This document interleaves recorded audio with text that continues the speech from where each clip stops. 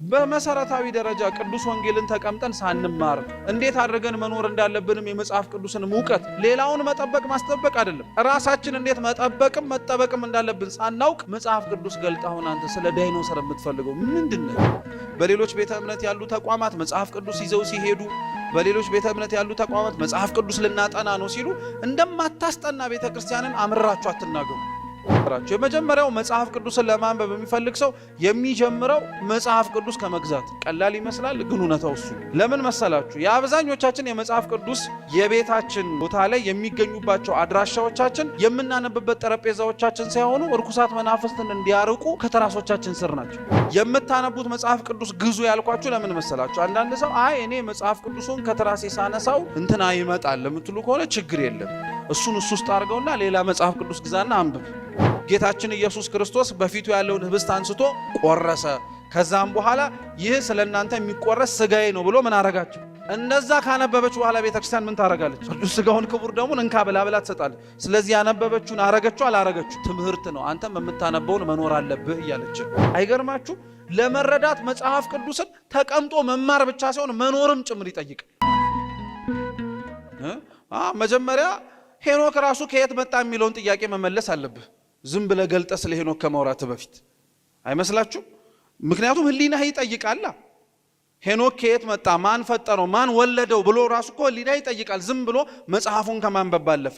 ስለዚህ ይሄንን ቅደም ተከተል መጽሐፍቶቹ በየተጻፉባቸው ዘመናት ይጻፉ እንጂ በምን አይነት መልኩ ተደርድረውና በምን አይነት መልኩ ተዘጋጅተው መጻፍ እንዳለባቸው ቅርጹን ያስያዙት በ325 ዓመተ ምህረት የተሰበሰቡት የኒቂያ ጉባኤ ሊቃውንተ ቤተክርስቲያን ናቸው። ጉባኤ ኒቂያ በነገራችን ላይ ከአሪዮስ ውግዘት ባለፈ ለቅድስት ቤተክርስቲያን ትልቅ ጉባኤ ነው። አብዛኞቹ የቤተክርስቲያን ህግጋት የረቀቁት በጉባኤ ኒቂያ ነው። እየሰማችሁ ነው? ዛሬ የምንጸልየው የጸሎተ ሃይማኖት አብዛኞቹ አንቀጾች የተረቀቁት በኒቂያ ጉባኤ ነው። ሶስተኛ ደግሞ አሁን ዛሬ እንደሰማችሁት ደግሞ በኒቂያ ጉባኤ ላይ ከአሪዮስ ውግዘት የተሰራ ከአሪዮስ ውግዘት ውጪ የተደረገ ድርጊት ደግሞ ምንድነው? መጽሐፍቱን ምን ማስደረግ ነው? ቅደም ተከተሉን ማስያዝ። ዘፍጥረት ዘጸአት እያለ የሚከተለውን ቅደም ተከተል ማስያዝ ነው። ይሄ ብቻ አይደለም። አራተኛ ደግሞ የጉባኤ ኒቂያ ውስጥ የተደረገ በጣም የሚገርማችሁ ነገር የመጽሐፍ ርዕሶችም የወጡት የጉባኤ ኒቂያ ጊዜ ላይ ነው። አብዛኞቹ ጸሐፊያን መጽሐፉን ሲጽፉት ዛሬ በመናውቀው መንገድ የጸሐፊያኖቹን ርዕስ ወይንም ደግሞ ታይትሉን ከላይ እየጻፉ አይደለም።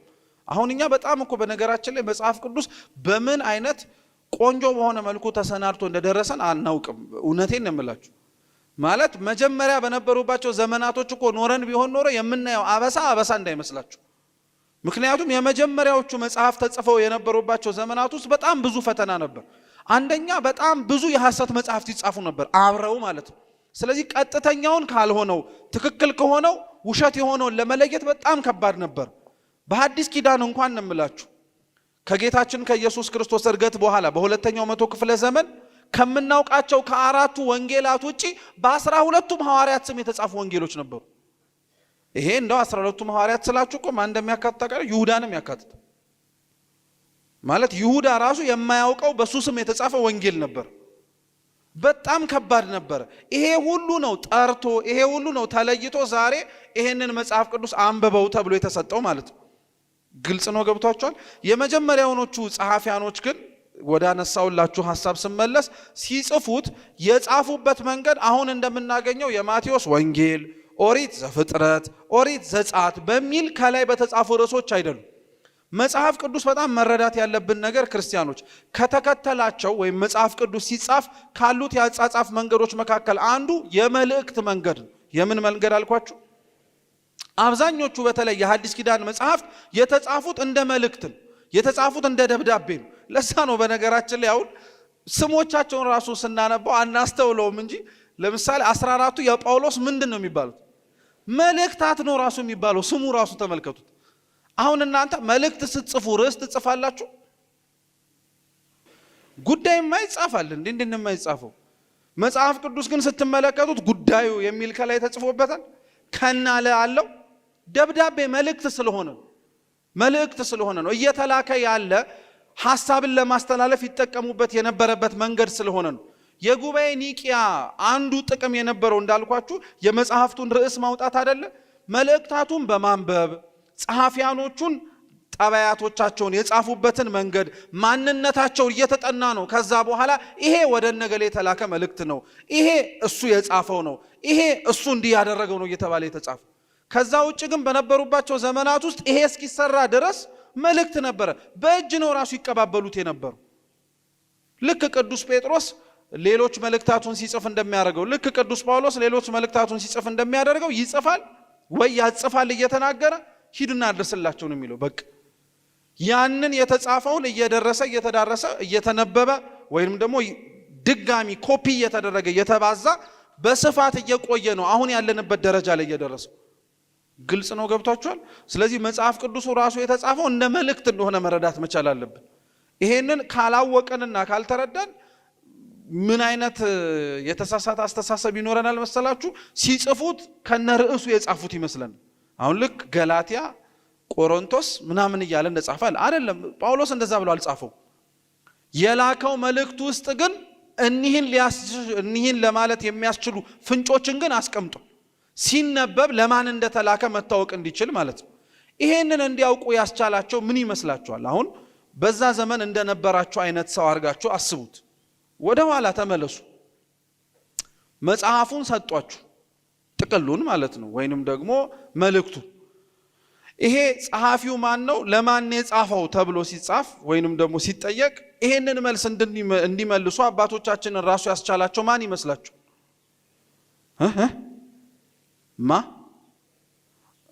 በጣም በነገራችን ላይ የብልጥም የጥሩም መልስ ነው የመለሳችሁት። እግዚአብሔር ምንም ልላችሁ አልችልም። እውነት ነው። ከእግዚአብሔር ውጭስ? እሺ እግዚአብሔር እንዳለ ሆኖ ሌላስ ምን ይመስላችኋል? የተማራችሁት በተለይ ስለተማራችሁት ትመልሱ ጥሩ ነው። መልእክቱን ስለሚያውቁት እሺ ለማን እንደሆነ ተጽፏል። ያው ውስጡን ስታነቡት ያው እናንተን ነው በነገራችን ላይ እነሱ አርጋችሁ እናንተ ብትሆኑ እንዴት ልታውቁት ትችላላችሁ ነው እያልኳችሁ ያለው። በሉ እንጂ በምን ሐሳቡን በማንበብ እሺ እንደው የተማራችሁት እግዚአብሔር ይግለጥላችሁ። ተውፊት ብዬ አልነገርኳችሁም እንዴ? አልነገርኳችሁ? ለመጽሐፍ ቅዱስ በጣም መሰረታዊ ይሄንን ማወቅ እንድንችል ያስቻለን ነገር አሁን የነገርኳችሁ ምንድነው? ትውፊት ነው። መጽሐፉ ከመጻፉ በፊት ወይም መልእክታቱ ለሚመለከታቸው ሰዎች ከመላካቸው በፊት ጳውሎስ ነበረ ሲያስተምር ይታወቃል። ወደ ማን እንደሄደ ይታወቃል። ወዴት እንደተንቀሳቀሰ ይታወቃል። ስለዚህ መጽሐፍቶቹን በማንበብ ለማንና ለምን እንደላከው ከማወቅ ባለፈ ትውፊትም በጣም ጠቃሚ ነበር። ማለትም ከቃል በቃል እየተላለፈ ከቃል በቃል እየተነገረ የመጣው ነገር ማለት ነው። ትውፊት በነገራችን ላይ ቤተክርስቲያን ውስጥ ይሄንን መንገዶችን ወይም ደግሞ ማን ጻፈው ለማን ተጻፈ የሚለውን ከመለየት ባለፈ ራሱ በጥቅሉ መጽሐፍ ቅዱስን እንድንቀበል ራሱ ያስቻለን ትልቅ ነገር ቢኖር ትውፊት ነው። ለምን መሰላችሁ? ይሄ ዛሬ መጽሐፍ ብለን አምነን ቅዱስም ነው ብለን ተሳልመን የምንቀበለው መጽሐፍ ከመጻፉ በፊት በምን የተነገረ ነበር? በቃል የተነገረ ነበር። ልዩነቱ ምን መሰላችሁ? በቃል ሲነገር ትውፊት ነበረ። እየሰማችሁ ነው?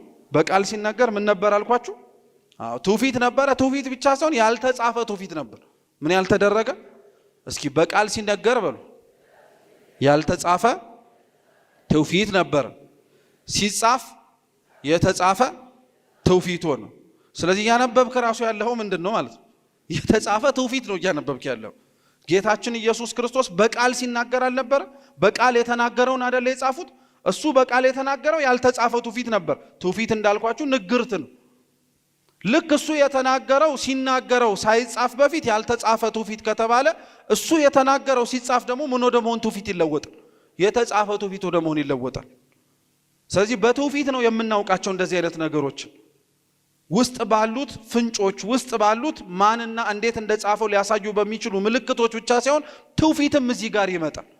ቃል በቃል ሲነገር በነበረው ሆሊ ትራዲሽን እየተባለ በእንግሊዘኛ በሚጠራው ማለት ነው። ግልጽ ነው፣ ገብቷቸዋል። ስለዚህ በእንደነዚህ አይነት መልኩ ርዕሶች ተጽፈውለት በእንዲህ አይነት መልኩ በብዙ ዘመናት የተጻፈው ቅዱስ መጽሐፍ ወደ አንድ ጥራዝ ተሰብስቦ ወደ አንድ መጽሐፍ ወይንም ደግሞ ወደ አንድ ጥቅል ተሰብስቦ ተጠረዘና መጽሐፍ ቅዱስ ተብሎ ተጠራ። ይሄንኑ መጽሐፍ ቅዱስ ደግሞ እንዳልኳችሁ የሚነበብ መጽሐፍ ነው የሚተረጎም መጽሐፍ ነው ተብሎ ከሚነገርለት ከሆነ እንዴት ነው የሚነበበው እንዴት ነው የሚተረጎመው ብለን ደግሞ መጠየቅ ግድ ይለናል። እንዴት ነው የሚነበበው እንዴት ነው የሚተረጎመው ብለን መጠየቅ በጣም ግድ ይለናል። መጽሐፍ ቅዱስ እንዴት ነው የሚነበበው እንዴት ነው የሚተረጎመው የሚለውን ጥያቄ ስንጠይቅ ነው ወደ ጥናቱ የምንገባው። በአጠቃላይ መጽሐፍ ቅዱስ በጥቅሉ ለሁለት ይከፈላል። ለስንት ይከፈላል? ለሁለት ይከፈላል። አበይት አከፋፈሎቹ ምን ኪዳንና ምን ኪዳን ናቸው? ብሉይ ኪዳንና ሐዲስ ኪዳን ናቸው። በአጠቃላይ መጽሐፍቶቻችን ስንት ናቸው? ቁጥራቸው 81 ናቸው። 81 ናቸው። በጥቅሉ ስንከፍላቸው ብሉይ ኪዳንና ስንት ምን ኪዳን? 46 የብሉይ ኪዳን መጽሐፍት 35 የሐዲስ ኪዳን መጽሐፍትን የኢትዮጵያ ኦርቶዶክስ ተዋሕዶ ቤተክርስቲያን ትቀበላለች። እነዚህን በብሉይና በሐዲስ ኪዳን የከፈልናቸውን መጽሐፍት ደግሞ ለማጥናት አሁንም እንዲመቸን ወደ ውስጥ ስንገባ ድጋሚ እንከፍላቸዋለን። የብሉይ ኪዳን መጽሐፍትን መጀመሪያ የምንከፍላቸው የታሪክ መጽሐፍት ብለን የሕግ መጽሐፍት የሕግ መጽሐፍ ብለን እንከፍላቸዋለን። የመጀመሪያ አምስቶቹን ኦሪት፣ ዘፍጥረት፣ ዘጸአት፣ ዘሌዋውያን፣ ዘዳግም፣ ዘሁልቅ የሕግ መጽሐፍት ነው የሚባሉት። ልክ ከነሱ ቀጥሎ ያሉ 17 መጽሐፍት ደግሞ የታሪክ መጽሐፍ ይባላል። ልክ ከነሱ ቀጥሎ ያሉ 8 መጽሐፍት ደግሞ የመዝሙርና የጥበብ መጽሐፍት ይባላሉ። ልክ ከነሱ ቀጥሎ ያሉ 16 መጽሐፍ ደግሞ የትንቢት መጽሐፍ ይባላሉ። እነዚህ በጥቅላቸው 46 ሲሆኑ እንዳልኳችሁ የብሉይ ኪዳን መጽሐፍት ለማጥናት እንዲመቸን ግን ለስንት ከፈልናቸው መልሰን? ለአራት። እስኪ የሕግ መጽሐፍ በሉ እንጂ የታሪክ መጽሐፍ፣ የመዝሙርና የጥበብ መጽሐፍ፣ የትንቢት መጽሐፍ። በቃ አሁን ለምሳሌ ብሉይ ኪዳንን አንድ ሰው ተነስቶ እንዴት ነው ማጥናት የምችለው ካለ ብሉይ ኪዳንን ሲመርጥ እነዚህ አራት አከፋፈሎች አሉ ማለት ነው። ስለዚህ በሕግ ይጀምራል። ከሕግ በኋላ ወደ የት ይሄዳል? ወደ ታሪክ ይሄዳል። ከታሪክ በኋላ ወደ የት ይመጣል? ወደ መዝሙርና ጥበብ ይመጣል። ከመዝሙርና ጥበብ በኋላ ወደ ምን ይመጣል? ወደ ትንቢት ይመጣል ማለት ነው። ይሄንን የብሉይ ኪዳን የጥናት የማንበቢያ መንገድ እንዳለ ሁሉ ለሐዲስ ኪዳንም ተመሳሳይ አለ። የሐዲስ ኪዳን ውስጥ ደግሞ የመጀመሪያዎቹ አራቱ የወንጌል ይባላሉ። ከወንጌል በኋላ የምታገኙት የሐዋርያት ሥራ የታሪክ ይባላል ብቻውን ማለት ነው። በእርግጥ ታሪክ የሌለበት እኮ በነገራችን ላይ ምንም መጽሐፍ የለም። ግን እንደነዚህ አይነቶቹን ታሪክ ተብለው ይጠራሉ። ከታሪክ በኋላ ያሉት ከቅዱስ ጳውሎስ 14 መልእክታት፣ የቅዱስ ዮሐንስ 3 መልእክታት፣ የቅዱስ ጴጥሮስ 2 መልእክት፣ የቅዱስ ይሁዳ እናንተ ያጠናችሁት እንዲሁም የቅዱስ ያዕቆብ መልእክት በጥቅሉ የምን ክፍሎች ተብለው ይጠራሉ? የመልእክታት ክፍል ይባላሉ። ከዛ በኋላ የትንቢት መጽሐፍ ደግሞ አለ። ብቸኛው የሐዲስ ኪዳን የትንቢት መጽሐፍ ምንድነው? የዮሐንስ ራእይ። ስለዚህ አልጨረስነውም፣ ግን እስካሁን ለስንቱ ከፈል ነው? ለአራት። የመጀመሪያዎቹ የምን ክፍል? ወንጌል። ልክ ወንጌልን አጥንቶ ከዛ ወዴት ይሄዳል ማለት ነው? ወደ ታሪክ ይሄዳል። ከታሪክ በኋላ ወዴት? ወደ መልእክት። ከመልእክት በኋላ ወዴት? ወደ ትንቢት። ከትንቢት በኋላ ደግሞ 8 የሥርዓት መጽሐፍት አሉ። 8 የሥርዓት መጽሐፍቶች አሉ።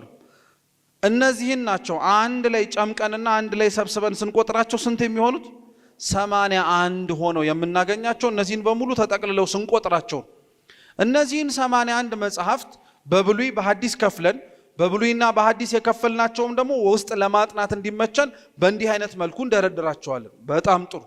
ቀጣዩ ጥያቄ ደግሞ ምንድነው? ይሄ መጽሐፍ ቅዱስ እንዲህ ከተከፈለና በእንዲህ አይነት መልኩም ደግሞ ከተዋቀረ እንዴት እናንብበው ወደሚል ደግሞ ጥያቄ እንመጣለን።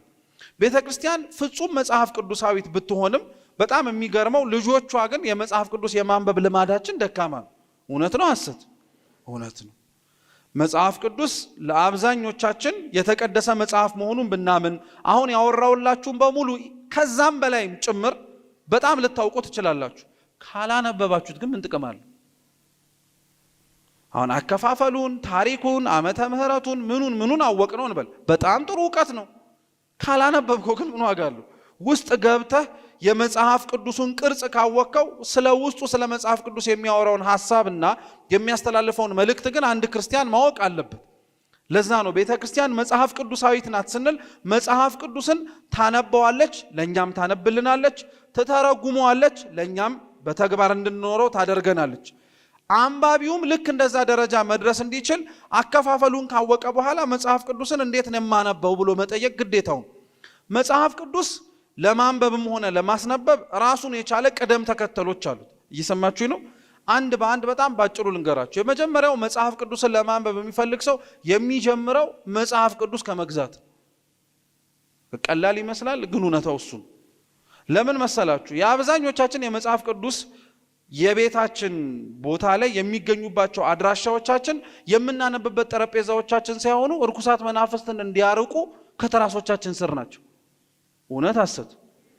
ስለዚህ የምታነቡት መጽሐፍ ቅዱስ ግዙ ያልኳችሁ ለምን መሰላችሁ? አንዳንድ ሰው አይ እኔ መጽሐፍ ቅዱሱን ከተራሴ ሳነሳው እንትና ይመጣል ለምትሉ ከሆነ ችግር የለም፣ እሱን ውስጥ አድርገውና ሌላ መጽሐፍ ቅዱስ ግዛና አንብብ። እውነቴን እንምላችሁ ቀልድ ይመስላችኋል፣ ግን ቁም ነገሩ እንደዛ ነው። መጽሐፍ ቅዱሱ ሲጀመር ራሱ እርኩሳት መናፍስትን ያርቃል ብለህ ያመንከው የማን ቃል ስለተጻፈበት ነው? እና አንብበው አንተ በልብ ሰሌዳ ላይ እግዚአብሔር ቃል ቢጻፍ ማን ይቀርባል? እቺን ረሳና ታያችሁ። ስለዚህ መጽሐፍ ቅዱሱ እንደዚህ ታሽጎ የሚቀመጥ አይደለም። ገልጠህ ልክ የተቀደሰው ቃል በቅጠሉ ላይ እንደተጻፈው ሁሉ ያ የተቀደሰ ቃል ህሊና ልብህ ላይ ከታተመ ማን ነው የሚጠጋህ? ለምንስ ይጠጋሃልም ጭምር። ስለዚህ መጽሐፍ ቅዱስን ንባቡ የሚጀምረው ከመግዛት ነው። የገዛችሁትን መጽሐፍ ቅዱስ ደግሞ ማንበብ ለመጀመር ስትጀምሩ ሁለተኛ የምትከተሉት ደግሞ ከየት ልጀምር ብላችሁ የብዙ ሰውም ጥያቄ ጭምር ስለሆነ ነው። በነገራችን ላይ ከብሉይ ኪዳን ልጀምር፣ ከሐዲስ ኪዳን ልጀምር፣ ከዚህ ልጀምር፣ ከዛ ልጀምር ይላል። አንደኛው ምንም አይነት የመጽሐፍ ቅዱስ ንባብ ልምድ የሌለው ሰው ከሆነ ጭራሹኑ ማለት ነው ከሌለ መጀመሪያ ማንበብ መጀመር ያለበት ከመዝሙርና ከጥበብ መጽሐፍት ነው። ፍትሐ ነገሥታችን ራሱ ስለ መጽሐፍ ቅዱስ ምንባብ በተለይ ስለ ሕፃናት እድገት ሲያስተምር የሚናገረው አንቀጽ ምንድነው? ልጆቻችሁን ስታሳድጓቸው የጥበብና የሲራክን መጽሐፍት እያነበባችሁ እያስነበባችኋቸውም አሳድጓቸው ይላል። በእድሜያችን ምናልባት ትላልቅ ወልደን ከብደን ልንሆን እንችላለን። ግን መጽሐፍ ቅዱስን ለማንበብ ጨቅላ ከሆነን ግን የምንጀምረው ከዛ ነው። ገብቷችኋል? አይ እኔ ትልቅ ሰው እኮ ነኝ እንዴት ነው መዝሙርና ጥበብ አንብብ የምትለኝ የምትሉ ከሆነ ጥያቄው እያልኳችሁ ያለሁትም ጨቅላነትና ሕፃንነት የእድሜ ጉዳይ ብቻ ሳይሆን በመንፈሳዊ ዕውቀትና ንባብ የመብሰልና ያለመብሰልም። ስለዚህ ያልበሰለ ሰው ካለና የንባብ ልምዱ ከሌለው ከትንሹ ሕፃናት እንዲያነቡት ከተመከረበት ማደግ መቻል አለበት። እነዚህ መጽሐፍት በዋነኝነት ለሕፃናትም ጭምር አንብቡት ተብለው የሚመከሩት ውስጣቸው ሕግና ስነ ስርዓትን እግዚአብሔርን መፍራትና ማወቅን በቀላል እና ሊረዳ በሚችል መልኩ ስለሚያስተላልፈው።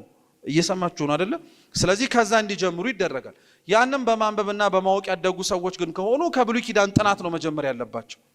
ብሉይ ኪዳንን አጥንቻለሁ የሚል ሰው ካለ ደግሞ በሐዲስ ኪዳን ነው መጀመር ያለበት፣ ወንጌላትን በመማር ማለት ነው። ግልጽ ነው? ገብቷቸዋል? ስለዚህ እነዚህን መጽሐፍት ይለያል ማለት ነው። ከዛ ሶስተኛው መንገድ ደግሞ ምንድነው? ጸሎት ነው። እስኪ ጸሎት በሉ። በምስጢራት ያልታጀበ የመጽሐፍ ቅዱስ ምንባብ ከንቱ ነው። እንደው ግልጹን ልንገራችሁ።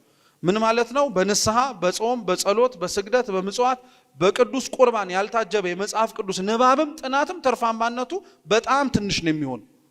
በጣም ትንሽ ነው የሚሆነው። ለምን መሰላችሁ? ይሄንኑ መጽሐፍ እኛ እንደዚህ ካላረግን ማንበብ ጥሩ አይደለም እንደምንለው ሁሉ የጻፉት ጸሐፊያን ራሱ በዚህ መንገድ ስለጻፉት ነው። አብዛኞቹ ጸሐፊያን የጻፉት በጾም በጸሎት በስግደት በምጽዋት በቅድስና ሕይወት እየተመላለሱ ነው። ስለዚህ አንባቢውም እንደዛ ሆኖ የማያነበው ከሆነ ትክክለኛውንና ዋነኛውን መልእክት እንዴት አድርጎ ሊያገኘው ይችላል? አይችልም። በቅዱሳት ምስጢራት ሕይወት በደንብ ነው መሳተፍ ያለብን።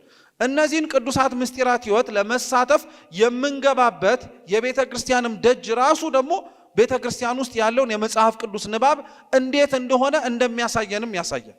እየሰማችሁ ነው? ቅዱሳት ምስጢራትን ተሳተፉን ያልኳችሁ አይደል?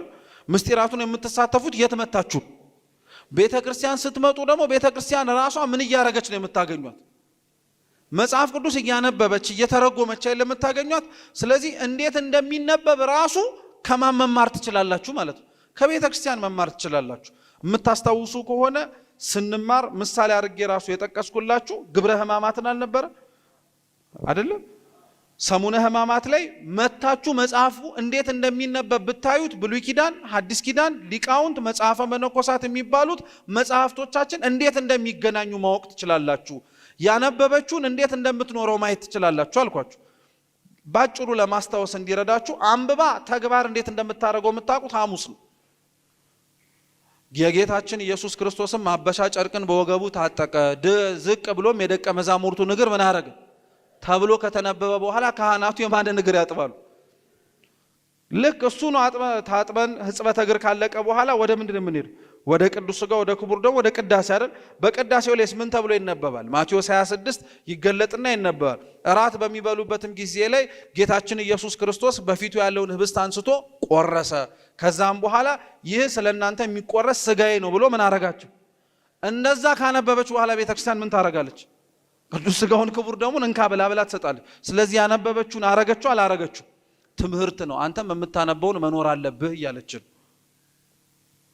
አንተም መጽሐፍ ቅዱስን ገልጠ ስታነበው እንዴት መኖር እንዳለብህ ሲነግርህ ዕውቀት ብቻ ሳይሆን ሕይወት ስለሆነ ቤተክርስቲያን ውስጥ ምስጢራትን ለመሳተፍ ስትመጣ እንዴት እንደምታነበውና እንዴት እንደምትኖረውም ስትመለከት ምን ታረጋለህ? ትኖረዋለህ። ይህን ለመሆን እግዚአብሔር አምላክ ሁላችንንም ይርዳን። ቀጣዩ መጽሐፍ ቅዱስ የምናነብበት መንገድ የምንከተለው ደግሞ ምንድነው? ከጸሎት ቤተክርስቲያን ውስጥ ከመገኘት ቅዱሳት ምስጢራትን ከመሳተፍ በኋላ ደግሞ የሚመጣው ምንድነው? መጽሐፍ ቅዱስን ስናነበው ወይም ወደ ውስጥ ገብተን ለማንበብም ስንሞክር ምን አይነት መጽሐፍ እንደሆነ ከማወቅም ንባቡን ያቀልልልን። ቅዱስ ዮሐንስ አፈወርቅ ሲናገር መጽሐፍ ቅዱስ የተጻፈው በሰው ቋንቋ ነው ይላል። በምን ቋንቋ? መቼም ድሮስ ማለታችሁ አይቀርም። ምክንያቱም ስታነቡት ምን ያደርጋል? ትረዱታላችሁ አትረዱትም? የሰው ቋንቋ ነው ማለት ምን ማለት መሰላችሁ? እግዚአብሔር አምላክ ሊረዳን በሚችልና ለኛ ሊገባን በሚችል አገላለጽ ነው ያወራው ለማለት ነው።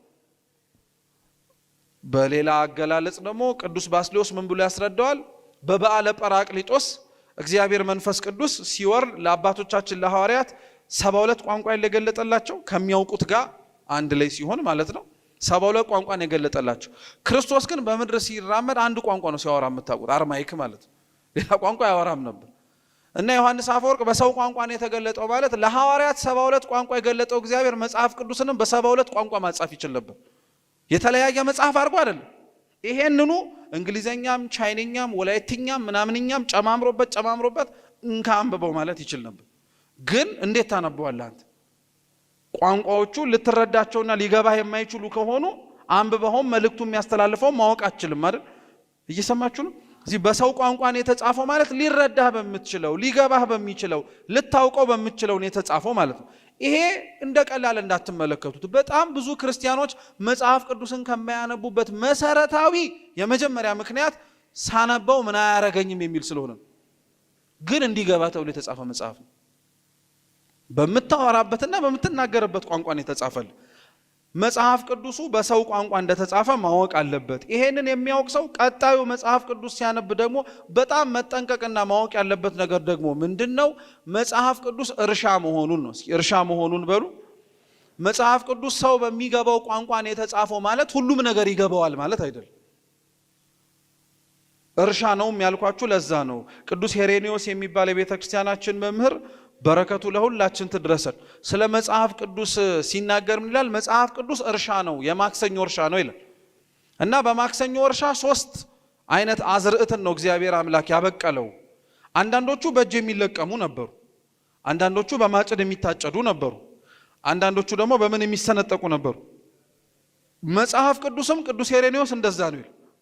አንዳንዶቹ ልክ በእጅ የሚለቀሙ እጽዋት እንደተፈጠሩት ሁሉ አንባቢው የሚገባቸው ቃላቶች አሉ አለ። ብታነቡት ልትረዱት የምትችሉት ማለት ነው።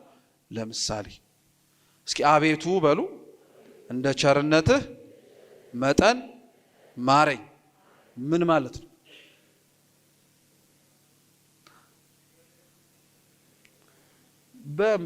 እንደው አይማልም ለካሽ በጣም ቀላል ነው። አቤቱ እንደ ቸርነትህ መጠን ማረኝ ማለት ምን ማለት ነው? ምን አሉ? ቸር አርገኝ፣ ኃጢአተኛነቴን እንዴ በደቦ ነው እንደምትመልሱ? ይቅር በለኝ፣ ቃለ ሕይወት ያሰማል። አቤቱ እንደ ቸርነትህ መጠን ማረኝ ማለት ምን አርገኝ ማለት ነው? በቃ አላስጨነቃችሁም ማለት? እሺ አትግደል ማለት ምን ማለት ነው?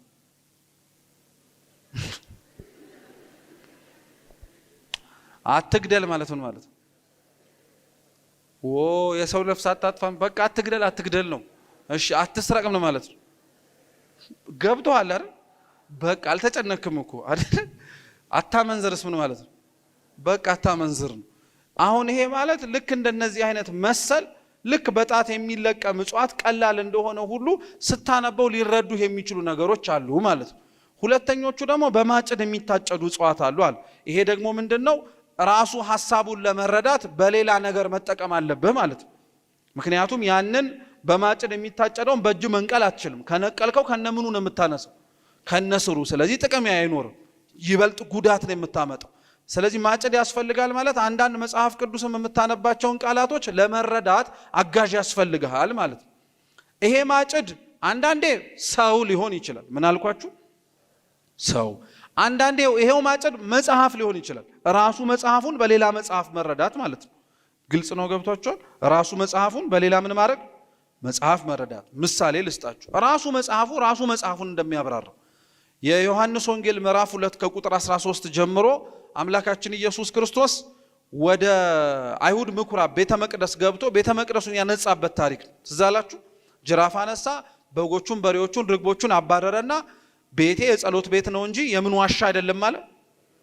እችንማ ታውቋታላችሁ። የምን ዋሻ አይደለም፣ የወንበዴዎች ዋሻ አይደለም አለ። አባረረ።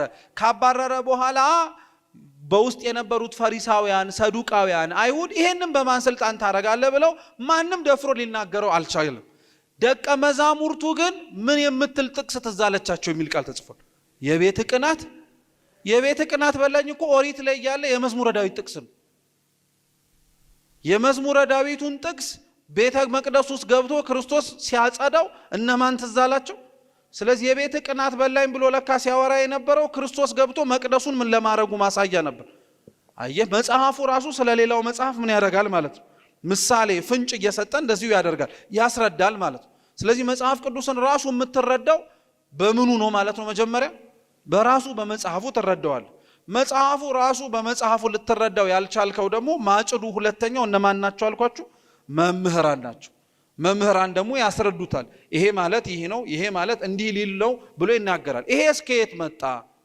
አሁን ይሄንንም በደንብ ማወቅ ስላለባችሁ ነው።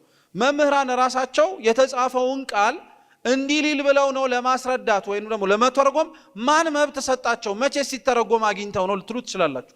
ጥሩ ጥያቄ ነው። መልሱ እዛው መጽሐፍ ቅዱስ ነው አሁንም ያለው። መልሱ እዛው ላይ ነው ያለው። የማርቆስ ወንጌል ምዕራፍ 4 እስኪ በሉ፣ ኧረ በሉ። የማቴዎስ ወንጌል ምዕራፍ 13፣ የሉቃስ ወንጌል ምዕራፍ 8። ተመሳሳይ ጌታችን ኢየሱስ ክርስቶስ ያስተማረው የዘርዘሪው ታሪክ ምሳሌ ነው። ትዝ አላችሁ? ዘሪ ዘርን ሊዘራ ወጣ ብሎ በምሳሌ መናገር ጀመረ ይላል አይደል?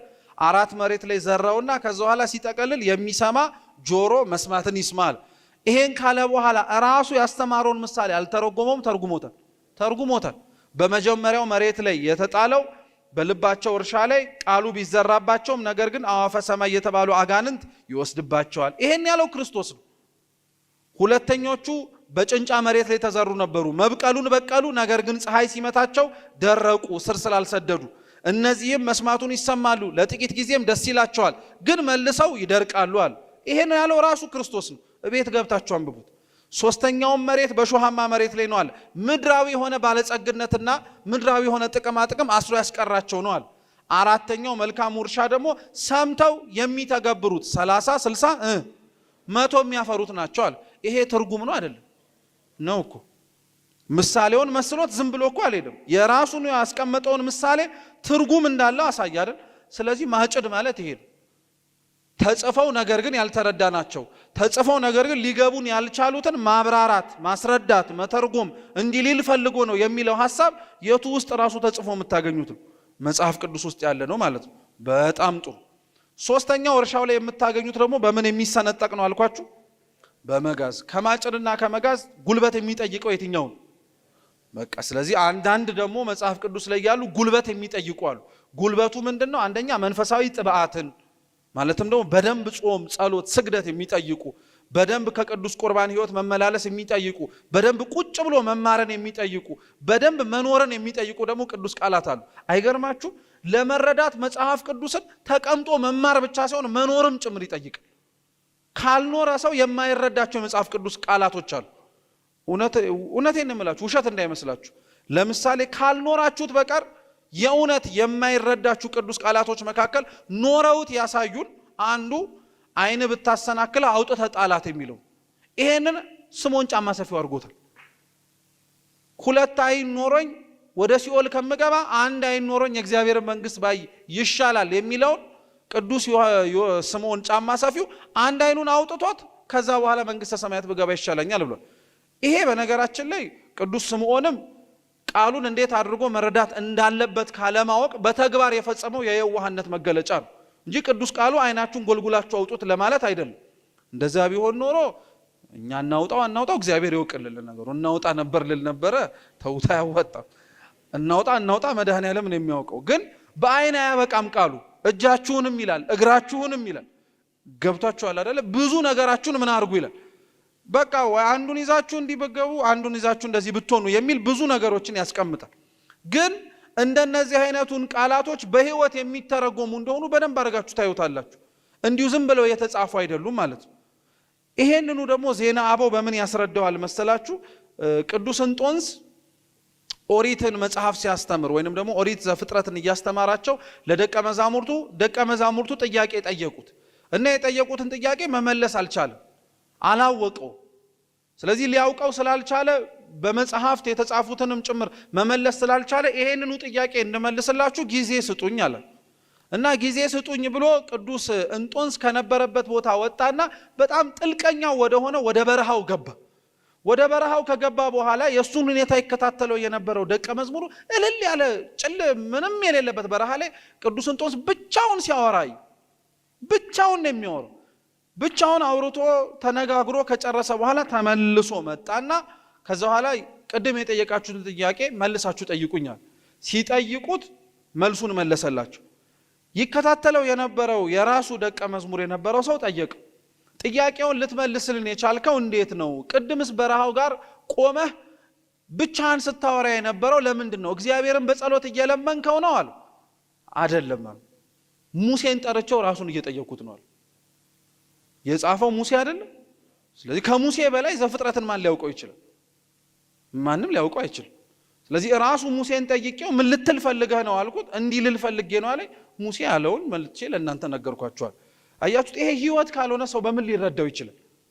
እንጦንስ ሙሴን አነጋገረው ነው እያልኳችሁ አላችሁት። አልገባችሁም እንዴ?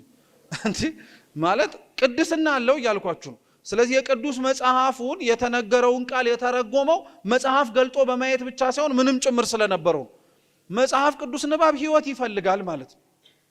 ህይወት ይፈልጋል። በቃ የሚያነበው ሰው የሚረዳበትና አጋዥ የሆኑት መጽሐፍቶች አብረውት ስላሉት ብቻ ተረድቼው ጨርሳለሁ ማለት አይችልም።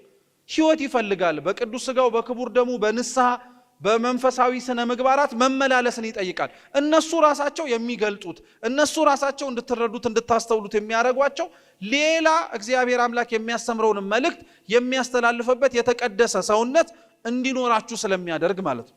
ግልጽ ነው? ገብቷችኋል? ጥሩ። ሌላው መጽሐፍ ቅዱስ ስታነቡ በተቻላችሁ አቅም ከማይረባና ከማይጠቅም ክርክር ራሳችሁን አርቁ።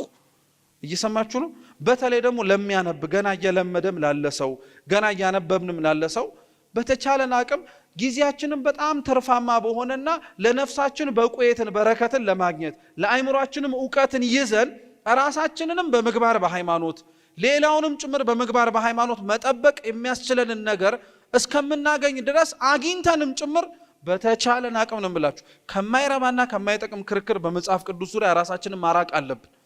አንዳንዶቻችን ምንም አይነት የመጽሐፍ ቅዱስ በቂ የሆነ ወይንም ደግሞ ሊያዝ ሊጨበጥ የሚችል ዕውቀት ሳይኖረን በጣም ብዙ እናወራለን። በጣም መጠንቀቅ አለብን። ሀገራዊ ብሂላችን ራሱ እንደሚያስረዳው አፍ ሲከፈት ምን ይታያል የሚባል በቃ ሳታውቅ ብለህ የምትለፈልፍ ከሆነ ድምጽህን ብቻ ሳይሆን ምንህም ጭምር ነው የሚታየው።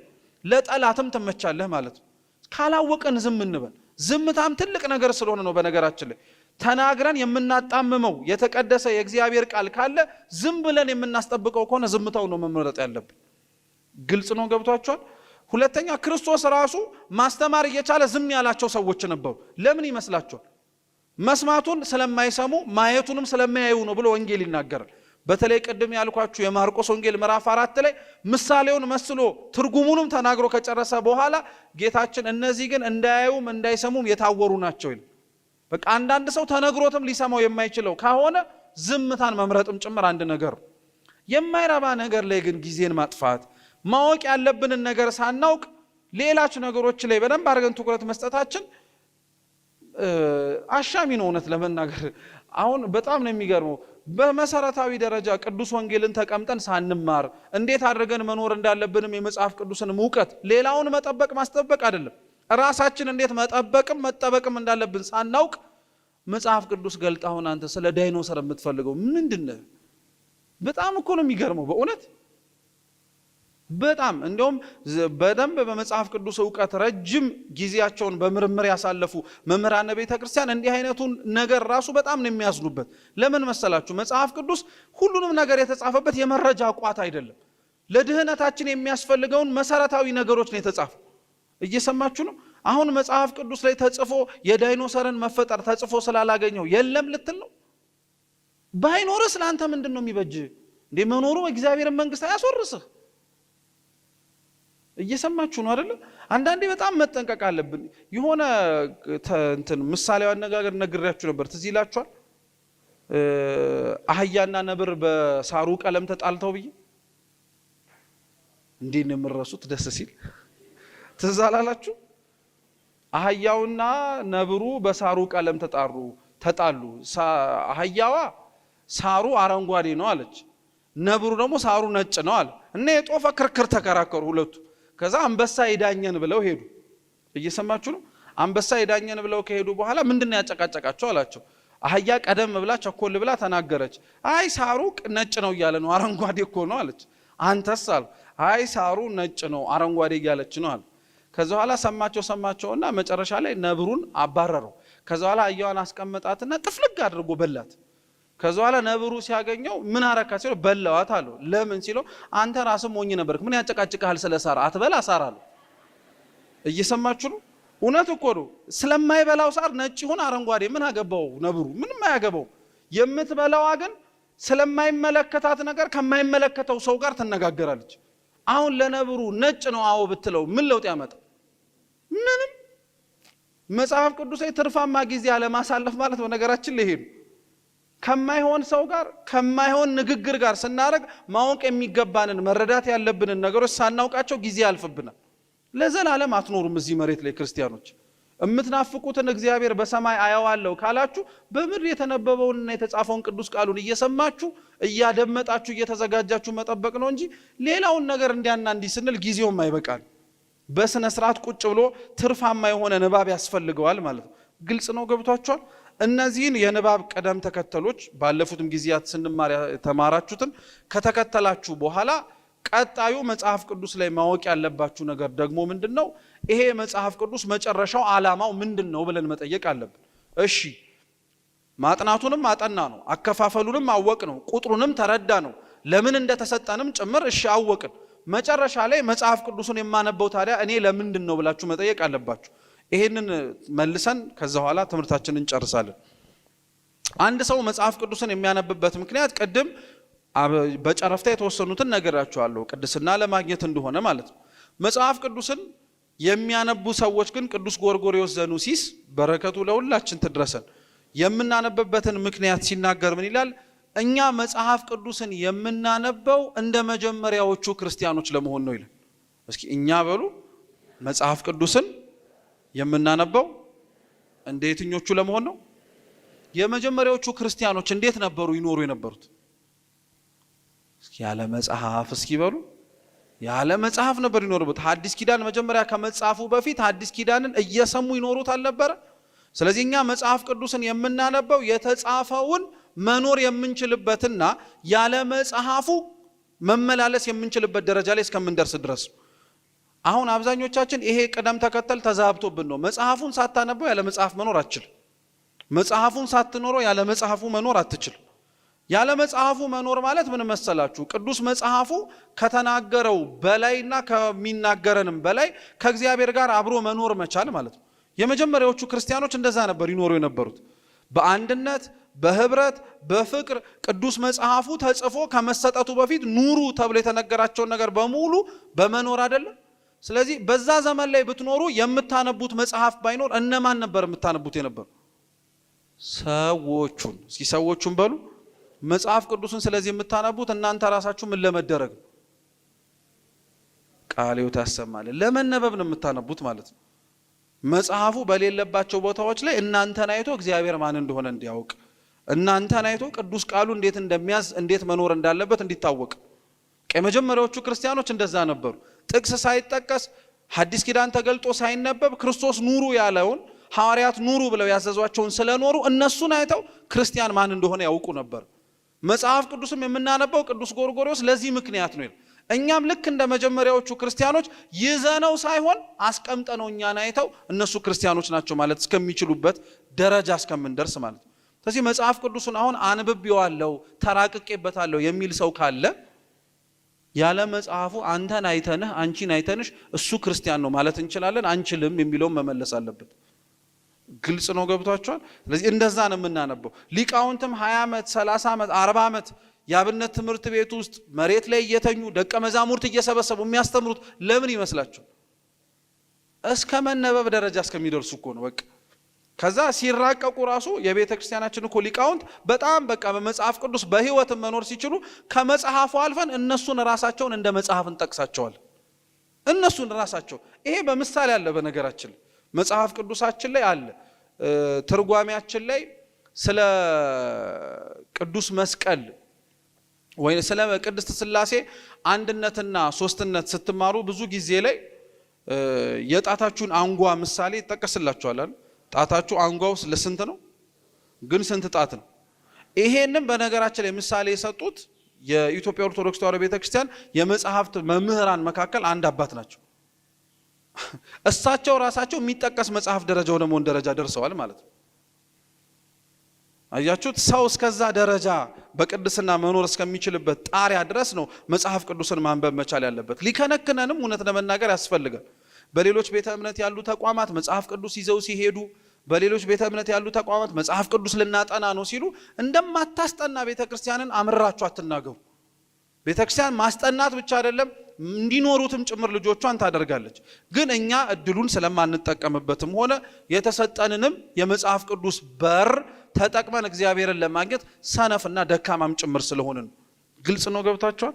ስለዚህ በተቻላችሁ አቅም ነው የምላችሁ ቀጣይ የመጽሐፍ ቅዱስ ጥናት መርሃ ግብር እንዲያውም ሲዘጋጅ መደበኛ ኮርስ ከምትማሩበት ቁጥር ራሱ እጥፍ ድርብ በጣም ሆናችሁ ነው መምጣት ያለባችሁ። ማስታወቂያ አይደለም። ለምን እንደሆነ ታውቃላችሁ? እነዚያ የተማራችኋቸውን የተልእኮ ትምህርት ኮርሶች በሙሉ መጽሐፍ ቅዱሱ ሲነበብ ፈልጋችሁ ማግኘት እንድትችሉ፣ ሁለተኛ እግዚአብሔርን ማወቅ እንድንችል፣ ሶስተኛ ደግሞ እኛው ራሳችን ምን ወደ መሆን ደረጃ ማደግና መድረስ እንድንችል ነው። መነበብ መጽሐፍ ቅዱስ ወደ መሆን ደረጃ መድረስ እንድንችል ነው። ይህን እግዚአብሔር ለሁላችን ያድርግልን። የመካነ ሕያዋን የዩቲዩብ ቻናሉ ላይ የመጀመሪያዎቹ ክፍላቶች ተለቀዋል። እሺ ይሄ መጽሐፍ ቅዱስ እንዴት ይነበባል ምንድነው ምናምን የሚሉትን ማለት ነው። ላልነበራችሁ ሰዎች እነሱን ድጋሚ ሰፋ ሰፋ ያሉ ዛሬ በጣም ጠቅልለን ያወራናቸውን ጉዳዮች በደንብ በዝርዝር ስላሉ እነሱን በክለሳ ተማሩ አደራ ነው። ሁለተኛ የቅዱስ ይሁዳን መልእክት የተወሰኑ ክፍሎች ተለቀዋል አይደል? እነሱንም አዳምጡ ላልነበራችሁ ሰዎች ለማለት ነው። የሰማነውን በልቦናችን ሰሌዳ ይጻፍልን።